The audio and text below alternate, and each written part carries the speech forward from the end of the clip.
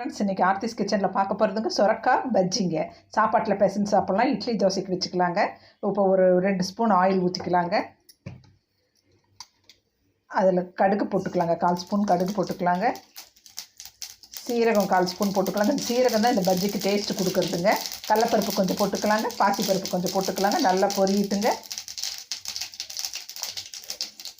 இப்போ நல்லா பொரிஞ்சிருச்சுங்க. சின்ன வெங்காயம் ஒரு 20 வெங்காயம் பொடியாக அறுத்து வச்சு அதை போட்டுக்கலாங்க. ஒரு 4 தக்காளி, சின்ன தக்காளியை 4 தக்காளி போட்டுக்கலாங்க. அது சூப்பராக இருக்குங்க, இந்த பஜ்ஜிக்கு அவ்வளோ டேஸ்ட்டு கொடுக்குங்க. மல்லி கருவேப்பிலை போட்டுக்கலாங்க. 2 பச்சை மிளகா, 2 வரமிளகா போட்டுக்கலாங்க. காரம் அவங்கவுங்களுக்கு தகுந்த மாதிரி காரம் போட்டுக்கோங்க. இதை நல்லா பெரட்டி விடலாங்க. அவ்வளோ நல்லா இருக்குங்க. சுரக்காய் உடம்புக்கு ரொம்ப நல்லதுங்க. நல்லா வதங்கிட்டுங்க. நல்லா வதங்கிடுச்சுங்க தக்காளி வெங்காயமெல்லாம். இப்போ என்ன பண்ணலாங்க, சுரக்காய் போட்டுக்கலாங்க. இது குக்கரில் செய்கிறதுனால செய்யலாங்க, நான் வடக்கல்ல செய்கிறேன். அப்படி பெருங்காயத்தூள் கொஞ்சம் போட்டுக்கலாங்க. இப்போ இது நல்லா வதக்கி விடலாங்க. மஞ்சத்தூள் போட்டேங்க. உப்பு ஒரு 1/2 ஸ்பூன், அவங்கவுங்களுக்கு தேவைக்கு தகுந்த மாதிரி உப்பு போட்டுக்கோங்க. நல்லா பெரட்டி விடலாங்க. இப்போ இதில் என்ன பண்ணலாங்க, தண்ணி ஒரு 1/2 டம்ளர் தண்ணி ஊற்றி மூடி வச்சிடலாங்க. நல்லா வேகட்டுங்க. இப்போ எப்படி வெந்திருக்குன்னு பார்க்கலாங்க. சூப்பராக வெந்துட்டுருக்குங்க. இன்னும் கொஞ்சம் வேகணுங்க.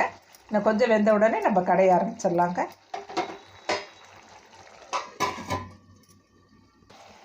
நல்லா வெந்துருச்சுங்க. நான் தண்ணியை வடிச்சிட்டு இந்த பஜ்ஜியை நான் கடைஞ்சிட்டு வந்து காட்டுறேங்க. இப்படியே கடைஞ்சிக்கலாங்க. நல்லா இந்த வடக்கல் கெட்டி வடக்கலுங்க, இதை அப்படியே கடைஞ்சிக்கலாங்க.